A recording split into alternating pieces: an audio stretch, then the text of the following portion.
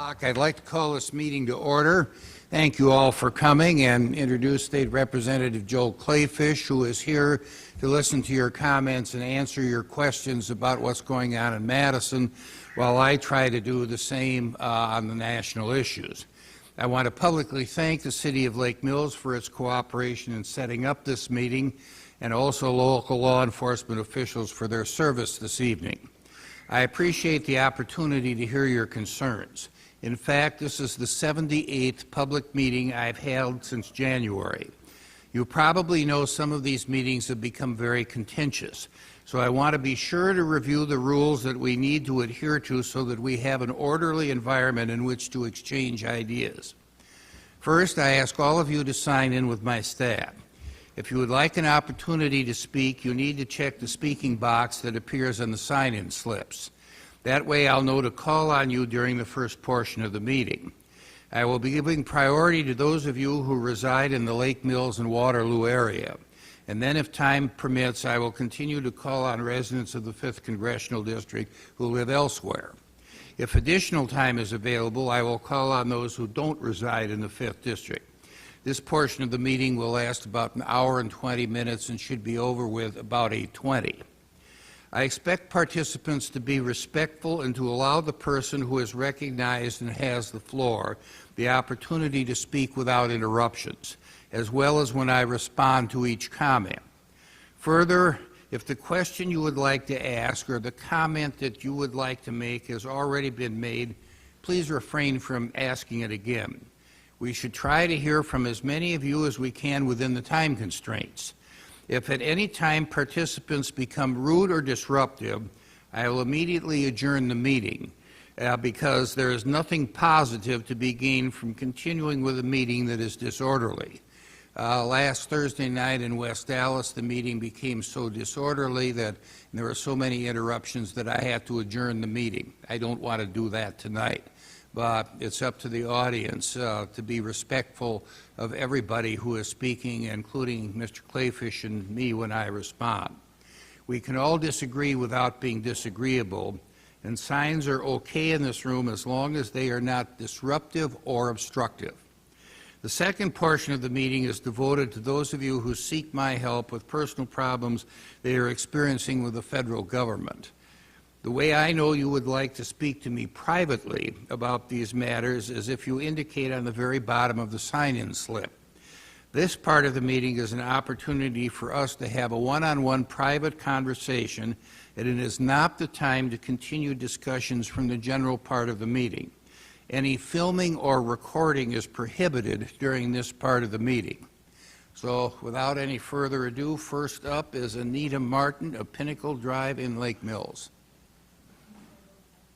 Yeah, just stand up where you are and speak out, because this is being televised on C-SPAN, and I'm sure the audience, their audience, would like to hear your question in your words rather than in my translation. Okay. Good evening. Thank you for the opportunity to speak about important issues our state and our nation now face. My name is Anita J. Martin, and I'm a resident of the city of Lake Mills.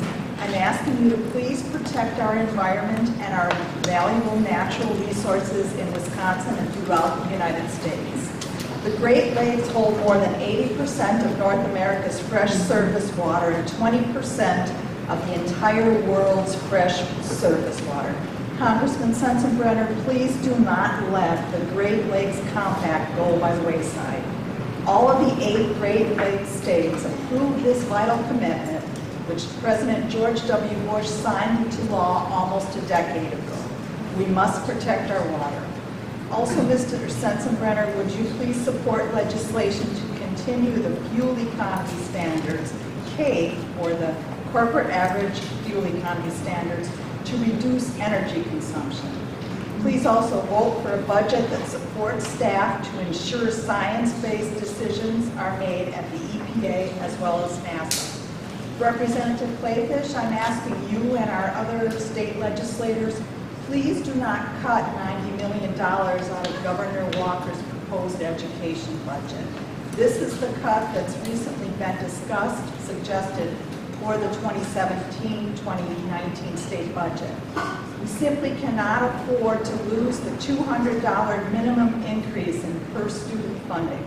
The future of our children, the strength of our communities, and the economy of our state are depending on these funds. In addition, Mr. Kleefisch, please pass a state budget free of last-minute additions or last-minute changes in policy that are not subject to public input. Thank you both for your consideration and for your leadership on these issues that impact all of us as residents of Wisconsin. Well, thank you very much, Ms. Martin. First of all, let me say that regardless of what happens with this budget and its funding, the Great Lakes Compact will stay. Interstate compacts are allowed by the Constitution. They do have to be approved by Congress as well as by all of the states involved, and there is nothing that Congress can do or should do to undo this compact. You should note that I have sent a letter both to the President and to the OMB asking for full funding of the Great Lakes Initiative, which is about $300 million and which is zeroed out in the President's budget. I agree with you that the Great Lakes are a resource that have to be protected, not only from pollution but also from invasive species like Asian carp. And we had zebra mussels, and I don't know who ate them, but they aren't around anymore. With respect to the fuel economy or CAFE standards, I have to respectfully disagree with you. Every time the CAFE standards have been increased, what Detroit has done is followed the law of physics and made the vehicles lighter, and that way they're able to have more miles to the gallon. That's good until you get into an accident, and when there's an accident, there is a much greater likelihood of death or serious injury, as well as more expensive repairs to the cars, which increase the insurance rates for everybody, even including those who do not have accidents and who don't make claims. So I think that the CAFE standards should be left alone the way they are, and they should not be increased. Joel? Only to say that I have signed a letter with Representative Mersaw supporting the increase in funding for public education. Many don't know that my parents are lifelong public school teachers, and I'm a public school substitute teacher myself. I have 2 daughters in the public school system. This has always been a top priority for the budget. And for revenue expenditure in the state of Wisconsin, we spend more than 50 cents of every tax revenue dollar on education. So it is a priority, and it will continue to be, and I will strongly continue to support the increase in funding for K-12 education. Okay, next up is it Nathan Miles, Lake Shore Drive, Lake Mills? Nathan Piles, I'm sorry. So I have a question for each of you. First. Your choice. My choice, so Representative Kleefisch, when the Democratic Party held the majority of the Wisconsin state legislation, they had the opportunity to change the way voting district lines were determined, but failed to do so. You and your colleagues now have the chance to rise above a long history of partisanship and vote on a bill that strengthens the basic democratic principle of one person, one vote. The recent 7th Circuit Court of Appeals ruling requires a new district plan be determined before the fall 2017 election. It's time to adopt a nonpartisan districting plan that benefits Wisconsin citizens, not its politicians. Senate Bill 13 does just that. This bill is modeled after Iowa's nonpartisan district plan, which has worked well for citizens of Iowa since its adoption in 1981. My question for you is, would you consider supporting Senate Bill 13, and if not, why not? My answer to you is that the founding fathers of this state determined the way in which we would be redistricted. I sat in the minority. I've always been known as someone who works strongly across the aisle. I've had 22 bills signed into law last session. 16 of them were lead authored with Democrats, and all 22 were co-authored by Democrats. I did not participate in one meeting in the redistricting that was done over this past 2 sessions ago. And the reason I did not is so that when people ask questions like the one you're asking, I could honestly say I had 0 part in the redistricting process. I think our founding fathers had a very good idea, and there are consequences to elections, and the way the redistricting is set up with the majority party involved is under scrutiny right now in the courts, and the courts have determined that some of the redistricting must be redone. So, of course, we'll take a look at any potential bill that comes up, but as it stands right now, it's in the hands of the courts, and it's worked well so far, and if it's wrong, the courts are going to tell us it was done wrong. I respectfully disagree that it worked well, because it seems every 10 years when the parties in power change, that there's a lot of disruption. We spent more than $2 million of Wisconsin taxpayer money to defend what is essentially a partisan issue. And the ruling on Senate Bill 13 that came in said that it would be revenue neutral, so there would be no cost to the taxpayers to adopt that. I think you know that any time lawyers are involved, it's never revenue neutral. For Congressman Sensenbrenner, first of all, I thank you for taking the time out of your busy schedule to come, and I admire your ability to hold these meetings and to be part of the democratic process. Leading up to the passage of the American Health Care Act, the House of Representatives, under the leadership of your party, failed to hold a single hearing on this bill, which impacts 1/6 of our economy, and nearly every U.S. citizen in some way, sometime. The U.S. News Report reported that over 50 health associations across all medical professions have come out strongly against this bill. The American Medical Association says if the AHCA were to become law, millions of Americans would lose health insurance coverage, and the safety net provided by Medicaid would be severely eroded. The American Academy of Pediatricians issued a statement saying that AHCA is bad policy for children and dangerous policy for our country. And finally, the AARP said that it opposes this legislation, that it would weaken Medicare and shift costs and risks to seniors. This harmful legislation would make healthcare less secure and less affordable. My question for you is, why did you vote for a bill that medical experts in the AARP say is bad for Americans? Well, if it's bad for doctors' bottom lines, it's bad for Americans, or so the AMA says. Let me say this. Obamacare is on a death spiral. If we do nothing, Obamacare's exchanges will collapse. And you have to remember that Obamacare only has the potential of covering people who are not on Medicare or Medicaid, or who do not have any kind of health insurance that is sponsored by their employers. It is a relatively small percentage of the American public that is covered by Obamacare and won't be covered by anybody when no insurance company will end up underwriting policies through the exchanges. We're told that that will be in 3 to 5 years.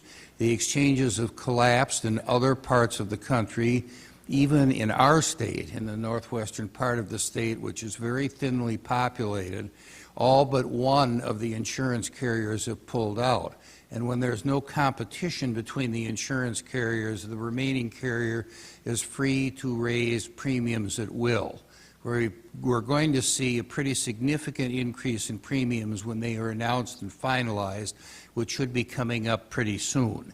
And that will continue, and as it's more expensive for young people who usually do not have high medical costs, that means that older people who do have higher medical costs are going to have to bear more of the burden because any insurance scheme is supposed to spread out the risk between high-risk people and lower-risk people. And Obamacare has already failed in many respects in that, because many younger people choose to violate the individual mandate that is contained in Obamacare and pay the fine that the IRS assesses on people who do not have any health insurance. That's the box on the Form 1040. Now, I'm not here to say that the AHCA is perfect. There is no legislation that is perfect. But it is a start to dealing with the fact that if Congress does nothing and allows Obamacare to collapse, then the coverage is going to be worse or non-existent to the people who are not covered either by Medicare or Medicaid or covered through their health insurance that's sponsored by their employers. And I think we have to look down the road and we have to do something before the wolf is at the door and there isn't anything available for the people who are currently getting policies through the Obamacare exchanges. You know, we're looking forward on that. I know there are a lot of people that think things are fine with Obamacare. That might be the case for some, but not all people now. But there are going to be fewer and fewer people that are going to have an acceptable form of health insurance available as time goes on. And that's why the repealing and the replacing, I think, is very, very important. Now, having said that, you know, let me say that you know, there are a lot of people who say, why don't you pick up the good parts of Obamacare? We have listened to them, and we have done that. You know, for example, the AHCA prohibits insurance companies from not offering policies to people with pre-existing conditions. They will be covered. The AHCA also allows no caps, either annual caps or lifetime caps. And finally, the AHCA keeps the kids who are under 26 on their parents' health insurance policies. A complete repeal of Obamacare would have had none of these areas in it. These are three areas where we Republicans amended our proposal to make sure that the coverage was there because we were listening to people who had concerns at meetings like this. I just have a couple comments, then I'll let somebody else pick up. A couple of things I think you stated were not very accurate or not tell the full story. First of all, one of the reasons Obamacare is having trouble right now is because of the executive orders that President Trump has signed that diminish the authority. Okay. Remember what I said at the beginning of the meeting. Let him speak. Don't interrupt him, whether you agree with him or disagree with him. And the second point was you made mention that the elderly have an advantage with their premiums that they pay under the AHCA, and that's simply not true. The elderly pay a much higher premium because the differential that was allowed under the Obamacare Act was a much lower differential than is permitted under the AHCA. So I've seen reports where the premium for somebody who's in the 55 to 60 age group would go from potentially $1,500 to $14,000 a year. So I think the math on that is you know, first of all, the age tax was in Obamacare at a 3-to-1 ratio. The, quote, age tax, as stated by the AARP, in the AHCA goes from 3-to-1 to 5-to-1. You know, so going from the the figures that you mentioned up to $14,000 simply, you know, cannot be done with that kind of a restriction. You know, the other point I'd like to make is that there's no changes to the benefits under Medicare. You know, there are a lot of people that say that the AHCA wrecks Medicare. It doesn't touch the benefits under Medicare. What it does do is it gets rid of the bias against the Medicare plans that are replacements. They're called Medicare Advantage plans, and the Obamacare, what it does is it tries to make it unprofitable for insurance companies to offer Medicare Advantage plans. AHCA repeals that, and there are over 12 million Americans that are on Medicare Advantage plans. It's all voluntary, and they went on Medicare Advantage because they thought it was a better deal for them in terms of coverage and cost than the traditional Medicare. But nobody's been forced to take Medicare Advantage. You know, that is a voluntary position that the people who have chosen to take Medicare Advantage have taken advantage of. Jeannie Tyler of Lake Mills in Lake Mills. Yeah. Thank you very much for coming tonight. I really appreciate your presence here. The hidden cost of disability is emotional and financial. I was born with cerebral palsy and hearing loss. I learned to walk when I was 2. My hearing loss was discovered in 3rd grade during testing in public school. I was taught lip reading, supported by the state.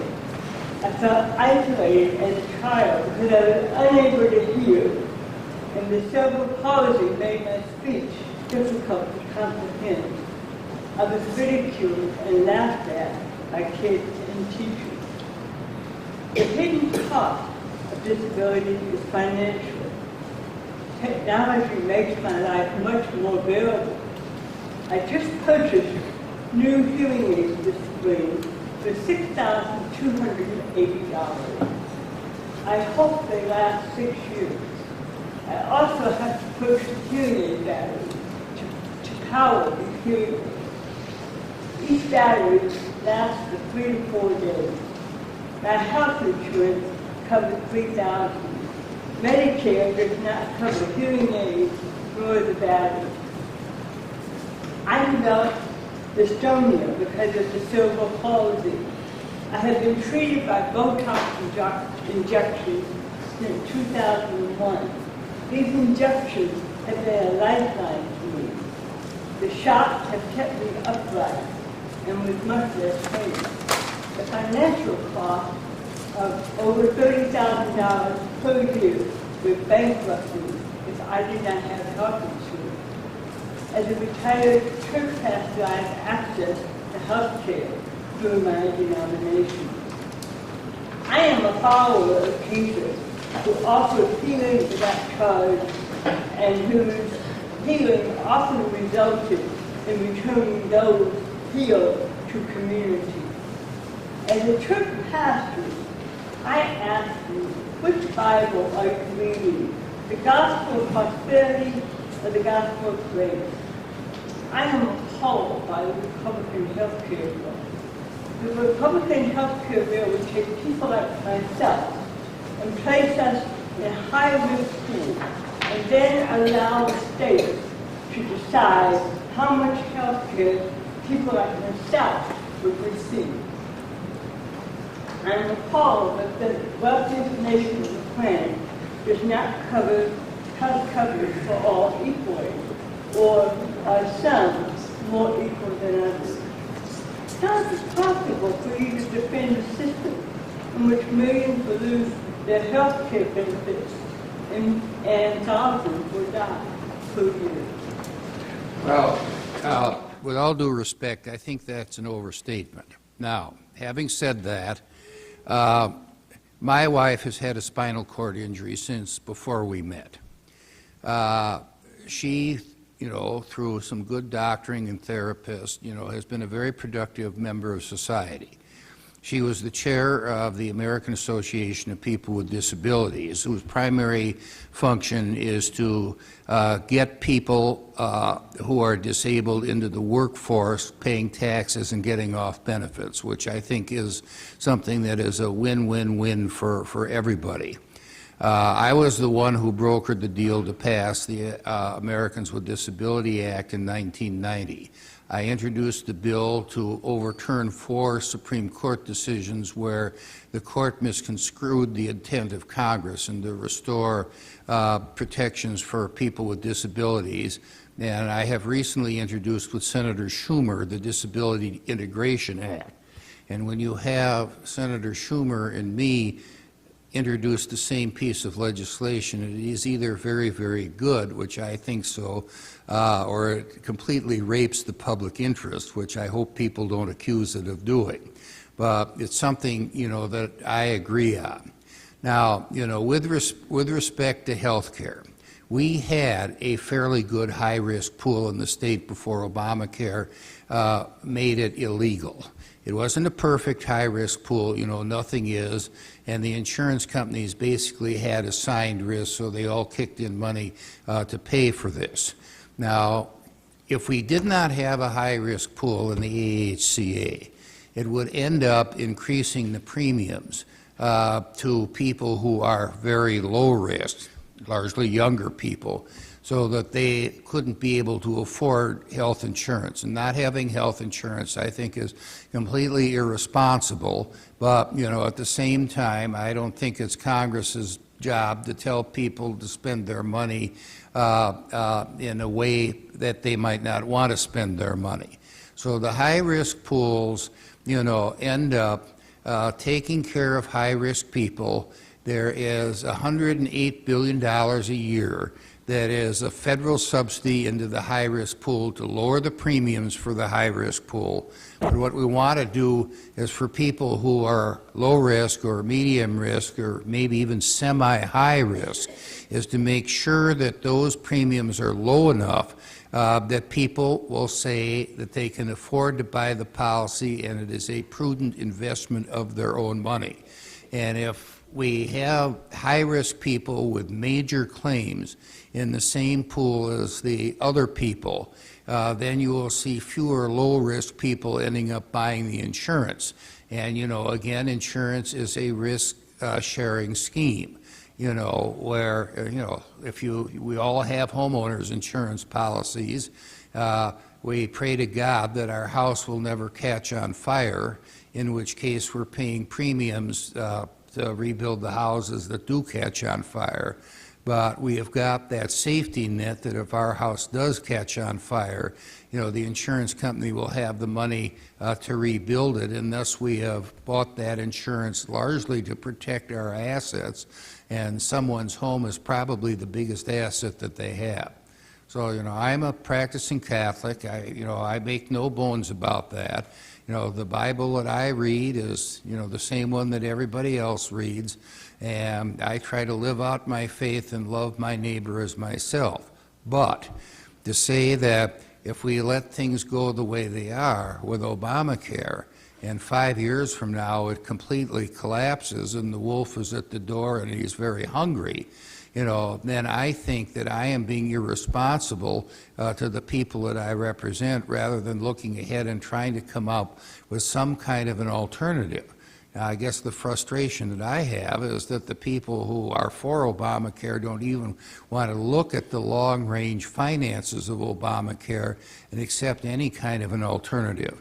What we've done is, with the three things that I mentioned earlier, is we accepted the input that we've gotten at meetings like this and amended our bill to protect those three areas. Kevin Hicks of West Lake and Lake Mills.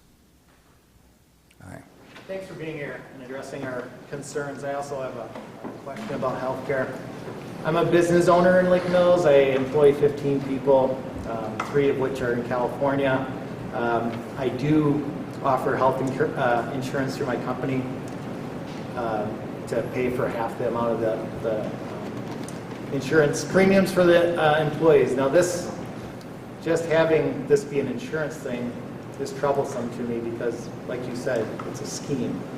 Health insurance is something that we all purchase basically as odds are made, just kind of like a casino game, to whether we're going to get something that happens to us or not. But besides that, I know that there's a lot more that goes into the process, and I want to kind of explain my situation specifically. I was interested in the conservative idea of insurance and what was going to replace Obamacare, because I felt it was going to hopefully be helpful to small businesses, because I think that's part of what you say your agenda is. So again, I've had this business for 21 years, and every year I have to come up and deal with health insurance on a yearly basis and decide what I'm going to do. I always have these situations where I have one employee that's turning an age of 50 or 60, and that just changes the way our insurance is going to turn out based on how many people are on it, and then it's a group dynamic, and one person gets terrible insurance and another person it might be okay. But it's kind of a one-size-fits-all system, and it never works out great for anybody. I don't see this as something that is really sustaining itself as a good system ongoing. So let's see. The other problem that I have is, we do have employees that have special health concerns. We have, an employee that maybe gets sick. If we have an employee that gets sick, it's going to blow up our health insurance coverage. So one person getting sick in a small group makes it so that none of us can afford health insurance. So it's a concern of mine that we'd have group health insurance that once someone does get sick, we could be supported in a bigger group. And I don't know if that works in the current system that we all have. If I may respond. Sure. One of the things that we are doing is allowing trade associations like chambers of commerce or, a trade association, like the roofers or people like that, to put association health plans together. And that's a way of spreading the risk and having a much, much bigger pool, rather than your 15 employees being a pool of its own. I think this will be extremely helpful in that. The other thing is the House has already passed and the Senate is considering a bill to repeal the antitrust exemption that health insurance companies have. They can get together and conspire and do things that very few other people in our economy can do. And that makes them monopolistic and anti-competitive. Once this bill is passed, and there were very few no votes in the House of Representatives on that, then health insurance company mergers and activities, inclusions, and attempt to fix prices and things like that will be subject to review by the Antitrust Division of the Justice Department, just like mergers and acquisitions in other areas of the economy are. And this is designed to increase competition because it's competition that keeps the price down. And I think that that's one good step. I think that could help. But as you're kind of saying, these insurance companies are trying to work the system, and they're a middleman between us and our healthcare provider. And it doesn't matter how much money I make.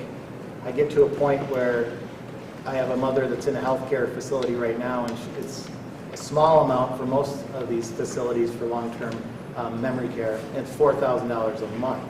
There's people are paying double that and maybe more than that as the time goes by. Well, let me say that, beginning in the 60s, we went to a third-party payment for health insurance. Used to be you'd go to the doctor, you'd get a bill, and you'd pay it. If you went to the hospital, you'd get a bill and you pay it. Going to the hospital was a lot cheaper than going to the hospital now. Now, what you stated is right, where patient goes to the doctor, the doctor sends the bill to the health insurance company, and the health insurance company pays it. And that way, number one, you take away the doctor-patient relationship. Number two, you have doctors in many instances say, I'm going to run this test on you, but don't worry about how much it costs because the insurance will pay for it, which means we pay for it in the end, with higher insurance premiums, and it also takes away the ability of patients to shop around for prices. Practically every other area in the economy we can shop around to see, where we can get what we need for the lowest cost. That's not the case in healthcare. Now, if anybody's having a heart attack, you're not going to shop around for which hospital has the best emergency room. You're going to ask the EMTs to take you to the closer hospital. But there are a lot of things that are, quote, elective, unquote, when they're discovered. And, if we had even a modification of the third-party payment system, we would have patients asking questions about, does it really have to cost this much? And then when you get the bill from the hospital and you see Tylenol costing $4 a tablet, or more, at least there will be, a way to object to that before you get the bill, and it says pay this amount by this date on the bottom of it. I guess one of the things that concerns me is like all this insurance gets funneled through my business. In order for me to be competitive with the big companies, I have to have health care. Those people have people that deal with their personnel. I am the personnel director, I'm the president, I'm the this, I'm the that, as everyone else is. Yeah, the Association of Health Plans, you could have the Lake Mills Chamber of Commerce or all the chambers of commerce in Jefferson County. end up coming up with an association health plan. And that way you've got the risks spread much further than the 15 employees you I agree, have. but why are we going through our companies for that? I have a hard time getting employees to come that are quality employees that, well, they might have someone that has a sick kid. They have to go work for a big company that has a specific health concern or health policy that will help them. Why do I go get my car insurance through an insurance provider? Why do I get my health insurance through a health provider, but I get my health insurance through my company? What sense does that make? Because it's just a system that I think that I'd like to see looked at, and it would help me as a business owner spend time on my business, making my business more profitable, and I could pay my people more in that way. Well, the thing is that you're absolutely right. First of all, the big companies have a big pool of employees. You don't. And most small business people don't. So, that's why association health plans, I think, are, really the way to go. Now, you can't go self-insured. There are a lot of organizations that have gone self-insured, but if you go self-insured and, one of your employees has $1 million claim, you're bankrupt, and that's not right either. So, what I can say is that really we didn't start having employer-sponsored health care plans until the late 50s or early 60s. And that started out in a lot of big manufacturing firms because the way the tax law works, the thing is that health insurance is a tax-free benefit. So the collective bargaining that went on between the management and the union in these big companies, the union said, don't give us wages increase because they're all taxable to our membership. We get a good deal by having Cadillac Plan health insurance on that, because that way the company can deduct it and is more profitable, and it's a tax-free benefit for the members of the union, so they don't have to pay anything out of pocket, and there's no skin off their nose. And the thing is that it's just grown by leaps and bounds over the last 50 years. Now, we're not going to go back on that, but, the reason it is what it is, is because that's the way it started out. And then smaller and smaller firms like yours, ended up having to offer health insurance so that you could be competitive and get good employees. That's the problem. You got it, but I think just letting it spiral further out of control is well. We got to get this back to. I agree, and and what's happened, is with the employer mandate under Obamacare. If an employer ends up, and you have to have more than 50 employees, so it doesn't end up applying to you, but if the employer of 50 or more employees doesn't offer health insurance, then they're fined $2,500 per year per employee. Now, most family health insurance plans, are in the 5-figure range, starting about $12,000, per employee, and going way up, after that. And the impact of that would be that the way for a business to improve its bottom line is simply to dump its employee health insurance and pay the fine and leave the employees on their own. That's not responsible. It's not good personnel practice, but some businesses have done it. I'll leave it at that, but I think we shouldn't be rushing through with a new plan that's not really well thought out. Thank you. Darlene Lipsky of County S in Lake Mills. Well, Nathan pretty much said what I had to say, but I want to know, why don't you just have a single payer plan and have people?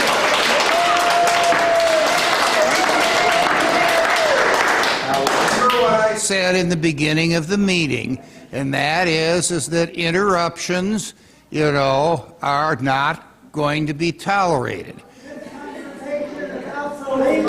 Okay, would you please sit down, sir? Ms. Lipsky has the floor, you do not. Would you please sit down? Would you please sit down and go out in the hallway? Thank you for leaving.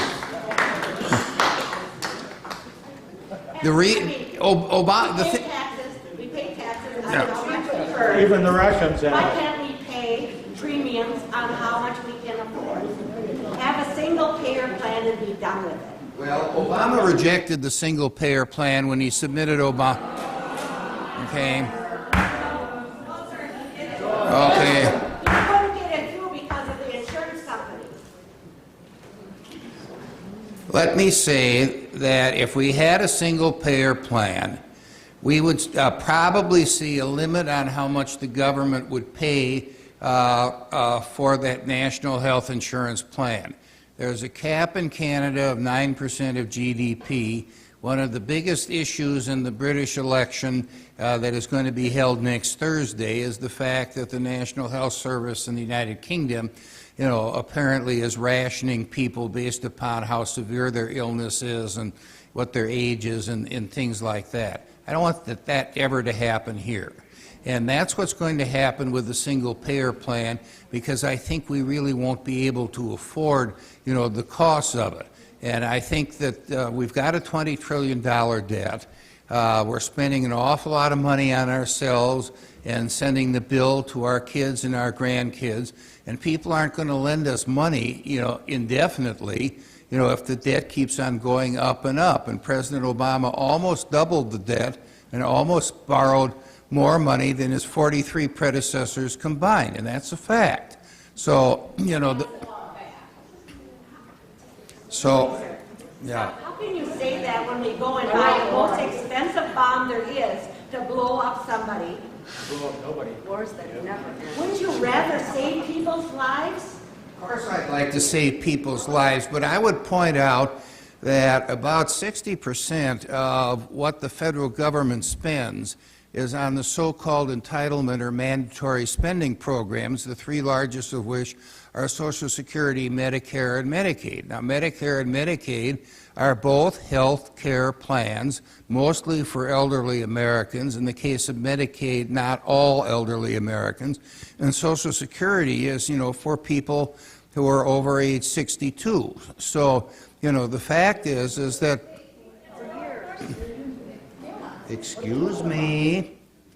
Now, this is the sixth interruption, and I don't want to do what I did in West Dallas. If you want to continue the meeting, then listen to the speakers, don't interrupt them, and listen to my response.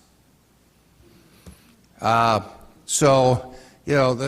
thing is that the military is about 16% of total federal spending, and over half of that is on personnel costs to pay the salaries and the training and housing, expenses of the people who have volunteered to serve their country. So, whacking away at the military is, not going to solve the problem. And a single-payer plan, I'll be the first to admit, is too expensive. It hasn't worked in Canada with the caps that the Canadian government has put on it, and there are severe funding shortages in the United Kingdom. Fact is, we don't have the money. We have the money to give $664 billion in tax breaks for millionaires. Yeah. Okay, now this is strike 7 in terms of interrupting. Even Ryan Brown only gets 3 strikes before he's out. So let's keep it down. Let's listen rather than clap or hiss or boo or things like that, and we will be able to get through this meeting and talk about it, because democracy is not served by shouting down people you don't agree with or screaming applause at people that you do. It is served by a reasonable debate amongst reasonable people. Now, in terms of tax breaks, people who pay taxes get the break. People who do not pay taxes do not get the break. And okay, that's number 8, and I'm keeping track up here. 47% of the American public does not pay a federal income tax. You can't give people who pay no taxes a break. Donna Grzinski, I answered the question. $664 billion, and you guys are giving that break to millionaires. Okay. Number 9. Question. Number 9. Are you afraid? No, I'm not Then afraid. why don't you answer a question? What I'm saying is that with all of Obama's taxes, the rich got richer. And that's a fact. You know, you look at the 1%, the 1% end up having more of America's wealth after Obama put 2 tax bills through the Congress and signed them, saying that this was tax fairness. That's a bunch of bunk. What are you doing on Sir, you have not, She asked the question, answer the question. those were Obama's tax bill breaks. Okay, you want the meeting to be adjourned because it will be your fault if I have to adjourn it for interrupting. Do you want it to be adjourned or not? Donna Krasinski, Lake Lane. Most of what I was going to say has been stated already, and most of that had to do with the Affordable Care Act and where we are with insurance now. But one point, just to get back to when you were talking about the people who make the money get the tax breaks. I'm an average middle-class person, and I don't get any tax breaks. And I see very wealthy people getting those breaks, in all due respect. The other couple of things that I wanted to say that have already been stated, but first of all, just an observation, and kind of anecdotal. When the House passed its health care bill, I was really, really disturbed when I saw the fact that the Republicans were celebrating. I just don't know how you can celebrate, and that was stated. I don't know how you can celebrate with 23 million people. That's kids, that's elderly, that's disabled, that's, you know, people who are living in poverty. That I don't get it. Well, the answer to your question is I was not there. I went to the airport to fly back here to have some of these meetings. Thank you for that, but I wanted to make that statement because it comes across just horribly to hardworking middle-class people like myself, and I think too, it's very disrespectful. And then the second thing, kind of closing, is the cure for the bloated budget is to cut Medicaid and CHIP and food stamps. That's what I'm hearing for children, elderly, disabled, those living in poverty. And a lot of people living in poverty and being paid below minimum wage aren't there because they want to be. They'd like to be making money and they'd like to be contributing. But all I have to say about that is in checking, I see that 14 million people will lose their Medicaid coverage in the next decade if those cuts go through. I'll answer your question this way. The explosion in Medicaid has been of concern, and even Bill Clinton during his presidency, which was 20 years ago, said something has to be done to slow down the growth rate in Medicaid. Medicaid is paid about 60% by the feds and 40% by the states. Now, we can print up and borrow money and do all kinds of things like that because we're the federal government. Mr. Kleefisch and his colleagues in Madison and in the other 49 state capitals can't do that. And as a result, if the Medicaid costs go out of control, they basically, have got to find the money elsewhere. And he said earlier today that 50% of the state budget goes for education. So if there are unexpectedly high Medicaid expenses, the first place I think you get cut, would end up being in education. Now, there is not a cut in Medicaid in AHCA. There is a slower growth rate in Medicaid in the AHCA, but we are not going to be spending less on Medicaid at the end of the 10-year budget cycle than we are now, and that's a fact. Now, the other thing that has to go into this is that the extra money that was in Obamacare for Medicaid only runs through 2020. So if Congress did nothing, those states that took the extra money, Wisconsin did not, are going to end up actually having a cut in the federal reimbursement for Medicaid because they signed up for it, they knew it would end in 2020, and I think it is unlikely that Congress, given our current fiscal situation, is going to extend that. Now, the question is what to do about Medicaid. What the AHCA does is it gives the states a choice. They can either continue on with the current program, but with a cap that is based on the number of people who live in the state, or they can choose that the program would be block granted, and that way there would be a federal grant equal to what the feds are paying for their 60% share that would be sent to the states that decided to go for a block grant, and then they could set up their Medicaid program to meet the needs of their people, rather than having a one-size-fits-all type plan that the Medicaid program currently is.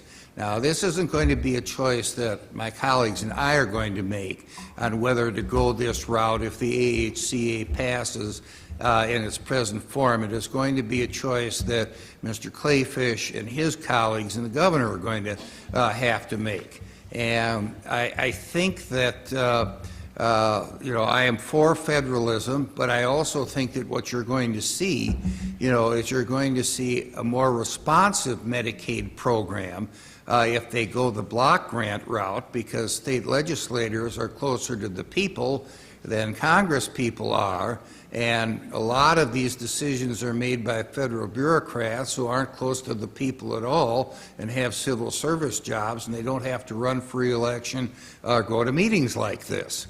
So that'll be a choice. Yeah, I personally fear what our governor will do, because the stances he's taken to this point have been very punitive toward people with less. But that's my opinion. Okay.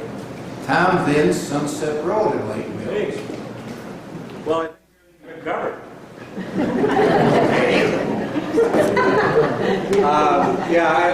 All the questions and comments have pretty much been what I've been feeling.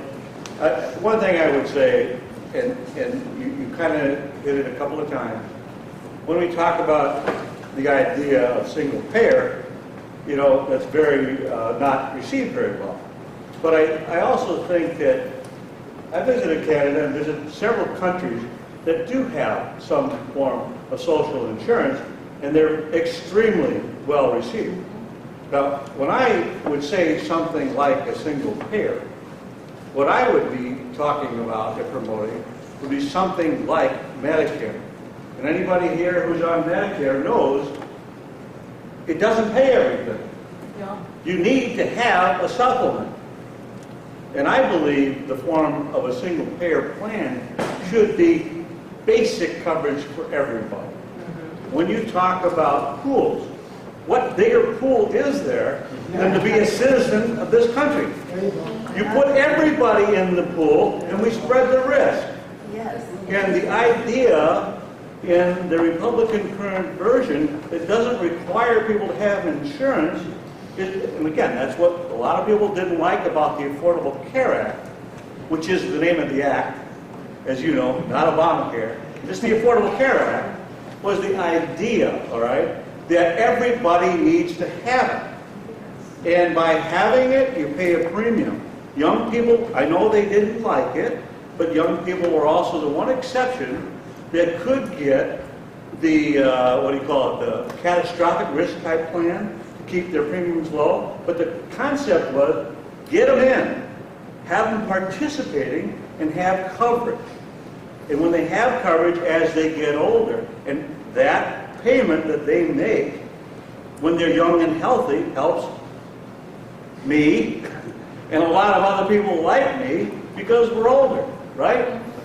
So I just think that's a very important thing. Well, now, I know the point that was also raised about the taxes in the new version that gave the breaks, and the rub is always the breaks go to the high end. And I know you wanted it, or you did say, of course, that was in the Obama tax law that caused that. But that's, again, I think we have to somehow have that cost shared. And it is the people at the top that do have the money to help. And that would be, I think, a very important thing. I vote for that guy. Well, when I started out in this business, somebody told me that the only fair tax is one that somebody else pays. Problem is, it doesn't work that way. I want to talk a little bit about Canada. Canada has a very good... That's number 11. Okay, let me answer. let me answer. About Canada, the Canadian government limits the amount that it spends on health care to 9% of Canadian GDP. We pay about 18% of GDP on health care under our current system. So we spend about twice as much as our national wealth on health care than the Canadian government allows that to happen. Now, the Canadian health care system is very good for very common types of ailments. Once you need a high degree of specialization or expensive drugs and medication, the Canadian health care system completely falls apart. And that is why health care facilities and pharmacies close to the Canadian border end up treating a lot of Canadians because they cannot get the type of care that they need in their own country because the government will not pay for it. Now, in the case of prescription drugs, the Canadian government has a formulary. If the drug you need is on the formulary, great, you get it in Canada. If it isn't on the formulary, you hop across the border and you'll get it in the United States at full cost. And that's a form of rationing, based upon, what kind of drug you need. And that ends up having the government end up being between the patient and their doctor and determining what the best way is, to treat a patient. And in some cases, the way things work is that it's too late. I'm familiar, with a boarding school that is close to the border in Canada. Prime Minister Chrétien's granddaughter went there. Our CDC said that it was a good thing to have all these kids in dorms get meningitis vaccine. Good medicine. I don't think anybody could disagree with that. The doctor at that school asked for 800 doses of meningitis vaccine and was told that the Niagara Regional Medical Authority refused to give it to him, even though the Prime Minister's granddaughter was there. And they refused to give it to him, even... You said it was your son who was getting the meningitis shot. And that was how long ago? You want to be personal, go and be personal. Okay, you bring my son into it, I'll make the point. Yeah, my son was going to that school. And he asked the doctor for the meningitis shot, and he was told he couldn't get it because the government wouldn't give the vaccine until there was a confirmed case of meningitis, at that school. We found out that it takes about 2 weeks from the time you get the shot until it becomes effective, and that the incubation period for bacterial meningitis is much shorter than that. Now, to show you the difference for my son, but everybody else who was there, the other 799 kids were there, my son's an American. He came home for Thanksgiving. He went to the pediatrician, and 20 minutes and $20 later, he had the shot in the United States that he couldn't get in Canada until it was too late after he was exposed. Now, that's one of the flaws of this system, and it's something that hits me personally. And, the fact that my kid went to school in Canada is not really relevant to this issue. It's the fact that there were all the other kids, who were there, Americans, Canadians, and everybody else, that had an unnecessary risk because the government health care system was too bureaucratic to give the kids the vaccine that they needed, and practically every responsible doctor realizes that when you got that many kids in that close quarters and how contagious bacterial meningitis is, it's better to give the kids the shot than for them to get sick and die. Go ahead. Yeah. My only additional comment, as you were speaking about Canada, my experience has been when being in Canada, speaking with Canadians about their system, everybody talks about the problems they've had, but you try to take it away from any of them, they would not want to lose it in any way, shape, or form. Lastly, 3 children that studied abroad, one in Ireland, one in England, and one in Germany. All 3 had the occasion, while being there, to be part of and get care under their various programs. It was all excellent care. All right, and the very last thing I say, when you were talking over here, we're talking about chambers getting together and whatever. This community got together with 3 other chambers about 10, 12 years ago for that very purpose of making the pool bigger and buying insurance. One company in Madison went ahead and underwrote the plan. It lasted 1 year. And part of the problem was because you took everybody in. So that's also a problem. But we also have to understand, when you cover everybody, when you cover people who have not had insurance, if you don't think you're going to have claims, you're absolutely goofy. You're going to have claims, but the situation will smooth out over time. And that's the same deal, I believe, with the Affordable Care Act. We can be very critical of everything, but if given time, hopefully we're going to get some of these higher problems taken care of. And lastly, I'm not saying with a perfect system, but I believe it should be done on a, across the aisle basis to work on the problems that you feel are not good about it and improve it and make it better.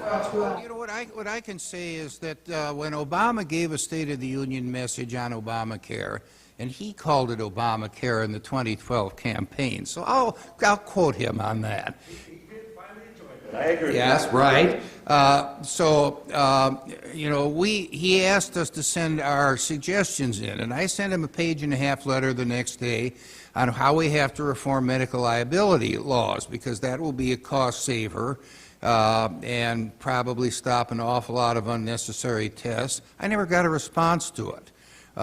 We asked the Democrats to give us their input. They said, no, we want to keep Obamacare, and every one of them has voted to keep Obamacare, even after the last election when the Republicans ended up getting the trifecta from the voters. You got to realize that bipartisanship is a two-way street, and you have to have both sides wanting to be bipartisan. I think we've made an effort. Scott Puttkamer of Grant Street in Lake Mills. Sherry, I'm sorry. Sorry about that. Thank you for coming. The one problem with the American Health Care Act is that it has is a loophole that lets the states decide whether or not they want to deny coverage or charge more for pre-existing conditions. And this is a human issue. I don't care if you're a Republican or Democrat. We need to think about how it's going to affect people. People are going to die. Cancer treatment is extremely expensive. My husband has pancreatic cancer. Every time he goes for treatment is $26,000. That's twice a month. I have insurance through my employer, thank God. But under this act, if I have a lapse in coverage, I may not be able to afford a plan.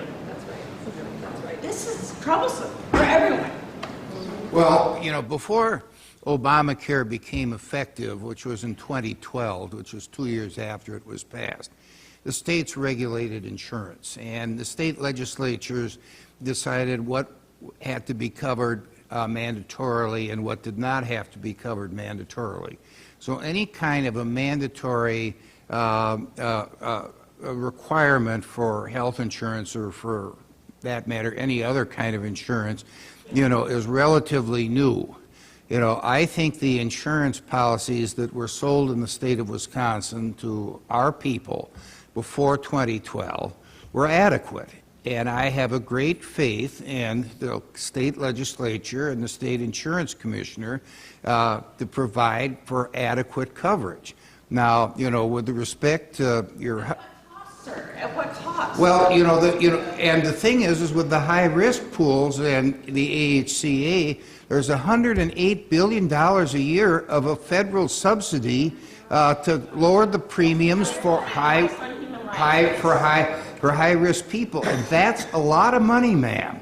And it's a subsidy that people who are not high-risk don't get. Thank you. Okay, we're now up to number 13. Sir, do you Randy Puttkamer, same address. Hi, I'm the person she was talking about here. Did you vote for the Affordable Health Care Act? I did. Did you read it first? I have read relevant parts of it first, yes. What was the hurry? What was the first? What was the hurry to pass this through the House? Why so vote on it so quick before reading it, let it getting The House rules do require, a copy to be on the internet 72 hours before a bill is voted on. That was more time than Obamacare was public before it was voted on. The Republicans changed the rules, folks, on this so that we wouldn't have a bill come up like Obamacare did, where then Speaker Pelosi said we have to pass it so we can find out what's in it, and she said that. So, to me, it seems like the divisive politics in Washington and health care aren't a good mix right now. This is a human issue. It's not something that we can just say, we don't like Obamacare, we're Republicans, and we're just going to repeal it, anything we can to get this out of here, and then put something else in place. That really, we didn't read, we didn't let it get scored, we just voted for something just to get Obamacare out of here. We had a party, like she was saying. In 2014, I was diagnosed with cancer. I paid my taxes before that, made a great salary, and did all the right things. Now, today, you want to put me in you want to discriminate against me and put me in some pool and say, this person might get charged more, maybe he won't even get coverage. This isn't by my own fault. I live healthy, I exercise, I eat right, I work hard, I voted Republican. I'm challenged today to do the same thing in the next election. Well, because of your attitude. When you say stuff like, you don't pay taxes, you don't get services. Well, I'll tell you what. I didn't say that. Well, you said earlier, people don't pay taxes, don't deserve the benefits. No, I didn't say that. You exactly what you said. We're talking about tax breaks. We weren't saying you don't get insurance if you don't pay taxes. I never said that.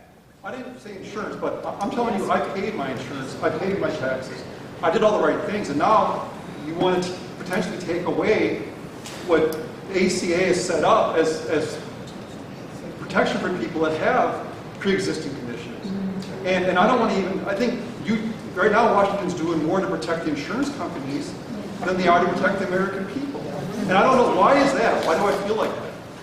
Well, many of the insurance companies are opposed to the AHCA. Let me answer you this way. First of all, the initial draft of the Republican bill did not protect people with pre-existing conditions. We listened, and the AHCA does protect people with pre-existing conditions, provided they don't let their insurance lapse for more than 63 days. There is guaranteed availability for insurance for everybody in the AHCA. So well, let me finish, please. The reason there are high-risk pools is to keep the insurance premiums down for people who are not high risk, so that they will get insurance and they will expand the pool. If you make it too expensive for them, then they won't get it. And that's one of the problems with Obamacare, is that, the insurance costs a lot more than the fine that the IRS gives you if you don't get insurance and check the box on the tax return.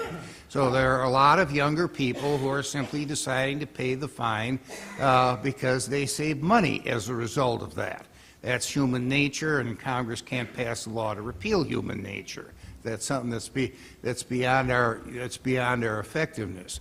We are trying to take care of people who have high risks, in the way that it is possible to do so. We want to avoid things happening like Obamacare people in Arizona having an over 100% increase in their premiums from one year to the next.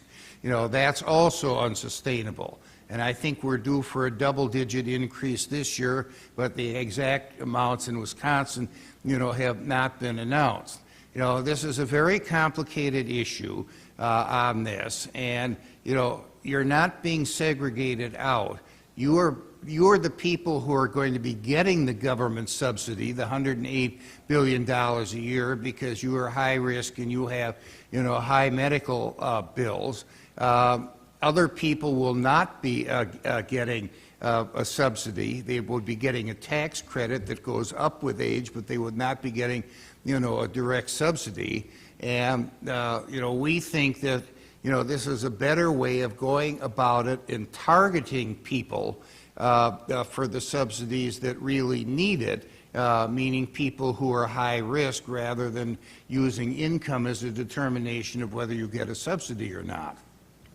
But these matters are not political, like I'm saying. If someone is diagnosed, one of the only good things that's happened to me since 2014 is that I've not had to worry about my medical bills being paid. My family going into devastation because we're going to lose our house or lose our portfolios and our stock market or something like that. I was covered.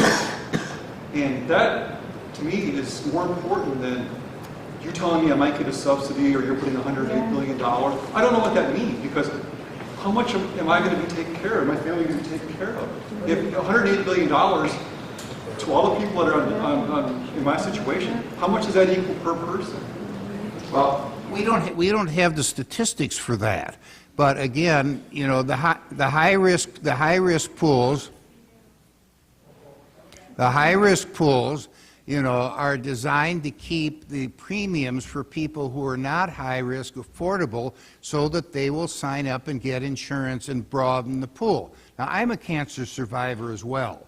I've been through it all, and I've looked at the bills, and this was before Obamacare, and I was on the Federal Employees Health Benefit Program, which is not free, by the way, on that, and I had to pay quite a bit out of pocket.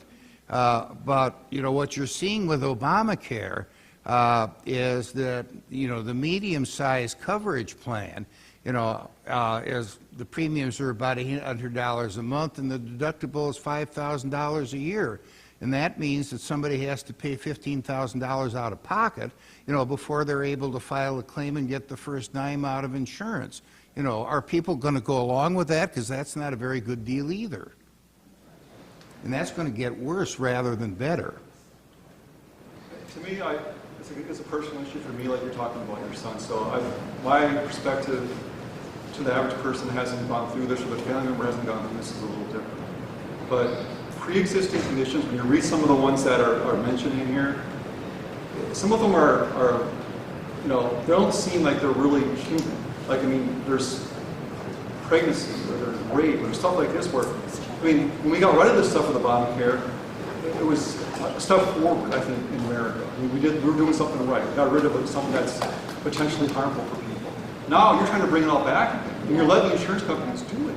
And I don't understand why we don't regulate them versus change what's right and what's wrong with Obamacare. Insurance companies are pretty strictly regulated by each of the 50 states.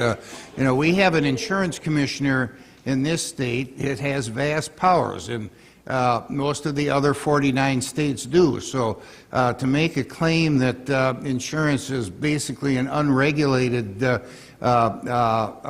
area of business simply is not true. Well, there's some insurance companies with record profits right now. And they're telling us they can't afford to be in certain markets because they're losing money. And it's like, let me go back to the beginning, what I said. They currently have got an antitrust exemption. They're one of the few areas of the economy that is completely exempt from the antitrust laws. And they deal with monopolistic practices, price fixing, predatory pricing, a whole lot of things. I supported, when the House of Representatives passed a bill to get rid of that antitrust exemption for insurance companies. It's currently pending in the Senate, and I hope that they get to it and pass it, because much of what you complain about comes of the fact that they can hide behind an antitrust exemption, and basically, give the one-finger salute to the American public, as well as the people who pay premiums to their company. my last comment is that to you, that in Washington, that we start working together more and getting rid of some of this divisiveness and some of the current culture in Washington right now. That's just, it's Democrats over here, Republicans over here, and we can't come together on anything. And for me, healthcare is too important to not come together. And it's an American thing. My wife was saying, it's a human thing. It's not something you can say, let's just it's Obamacare, and we want to put anything except Obamacare on top of that. And my request to you, sir, is just that's all I have to say. But please consider that when we're working on these bills, and there's other people that are working in the background just trying to sweep away all Democratic things because this is what was done the last 8 years. Let's put our stamp on this and let's put something else. Even though we didn't read the bill, we didn't let it get scored, we just go ahead and push it all through. And all the Senate's sitting on it, and they don't want to vote on it because they know their political careers are in danger right now. And like yours is. I mean, we want to do what's right for America. I want to do what's right for America too. To the best of my ability, and there are lots of factors that I have to look at. That's 15. I'm very patient today, particularly with you. But let me say this. One of the things that I am most proud of is that there was a nonpartisan group that rated the bipartisanship of every member of Congress and every U.S. senator. There were only 2 members of the Wisconsin congressional delegation that were rated to be bipartisan, myself and Ron Kine, Democrat of La Crosse. So, my record shows that I'm bipartisan more than anybody else. Now, in terms of health care, let me say that we know that whatever comes out of this Congress, because the Republicans control the presidency in both the Senate and the House, we're going to have our stamp on it, and we're going to stand or fall on it, just like the Democrats stood and fell when they passed Obamacare, when they had all 3 of the elected branches of government. I've run against repealing and replacing Obamacare. President Trump did, Senator Johnson did. We all won on that, and that means that we know that we have a pretty awesome responsibility on that. The decision to make health care a partisan issue was made back in 2009 and 2010 when Pelosi and Obama refused to have any type of Republican input because they wanted this to be a Democratic program. It was passed that way. I think it was unfortunate that it was passed that way, and all I can say is I can look at practically every social program that has been passed in this country in the last 100 years. They've been bipartisan in nature. Medicare, Social Security, Medicaid, they were all bipartisan because the authors chose to make them bipartisan. This time in 2009, the authors of Obamacare or the ACA, no matter what you call it, chose not to make it bipartisan because they thought they could get a partisan advantage out of it. Now, we know that we can't, we've asked them to participate. They have refused to participate and have consistently voted no on, every kind of thing that has come up to try to improve Obamacare. We know that our stamp is going to be on it, and we have an incentive to do it right. And the last one up will be Deb Stein, because we are about at 8:20, South Main Street, Lake Mills. Thank you. I'm a small business owner. I'm also a Republican, so I'll give the other side of things, and I and most Republicans are very happy with everything you are doing, both in the state of Wisconsin and President Trump. We are ecstatic. And if you don't think that that's true across the nation, look at what the stock market is doing. And probably all of you have something in the stock market. The stock market wouldn't be going up, up, up every time Trump does something or they vote on something, because it's obviously good for America. And I would encourage you to keep supporting what things that he's doing. The other thing is, I want you to get rid of Obamacare. I'm one who voted for that. And I want to give you the other side of that story. I'm self-employed. I run a small business. So I don't qualify for any of the subsidies. I'm paying $24,000, $2,000 a month in premiums for my husband and I, with an $11,000 deductible. That's $35,000 before I can get any care. That's a lot of money. No subsidies. How long should we let that go before we fix it? There's a lot of us out there like this.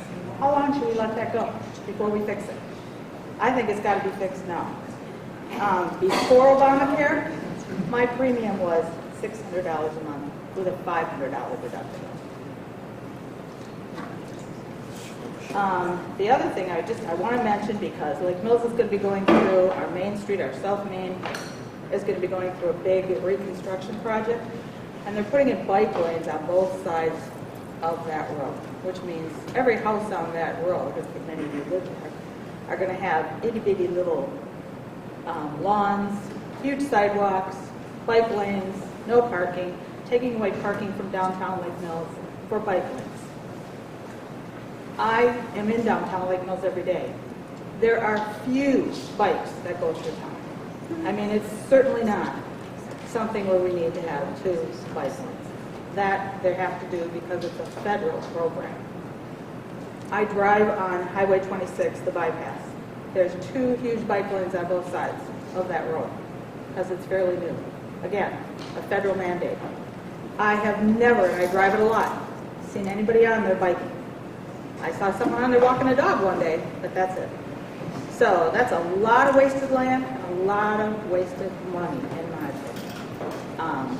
That could easily be an area to save. And the other thing, when a lot of these things I come to, everybody's screaming about the roads. So Joel, this is more for you. They're screaming about the roads, and they're screaming about raising the gas taxes. This crowd seems to want to raise the gas tax. I would say one thing to do is maybe look at the cars people are driving, and with all the Priuses on the road, let's raise the license for the amount of money that they're not paying in gas. They're using the roads, so they should be paying something too for the roads instead of just us paying for the gas tax. That's it. Thank you. Joel, do you want to answer that?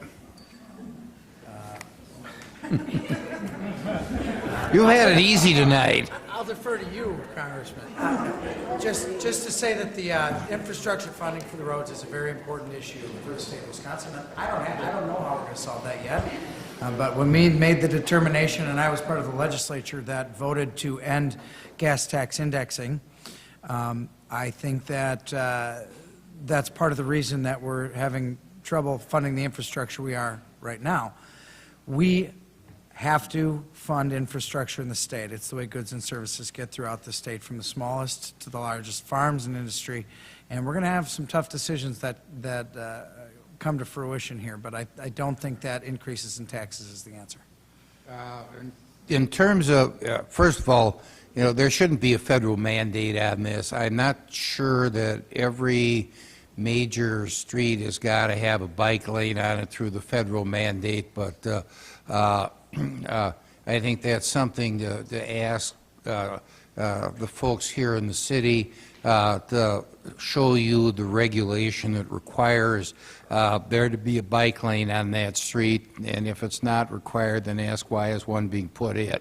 Now, that being said, until the highway bill was passed last year with my support, there was a mandatory requirement that 10% of all the federal funds each state got were for bike paths and bike lanes. This last highway bill repealed that. So it will be up to each state legislature to decide how much of the federal money, and that 10% would be used for bike lanes and how much would be used for something else. The federal mandate, in my opinion, has resulted in a lot of unnecessary spending. And if you ever drive up I-43 in Ozaukee County, north of Milwaukee, there is a bike bridge that goes across the interstate. It cost $1,800,000, and it had to be redesigned because the bike ramps were too steep. When Ozaukee County was in the 5th District, I was up and down that road all the time. I never saw a bike on the bridge. I saw bikes on the regular highway bridges a half-mile north and a half-mile south. But why did we have to spend $1.8 million on a bridge that nobody uses? And that's because the federal government required us to spend 10% of our highway money on that.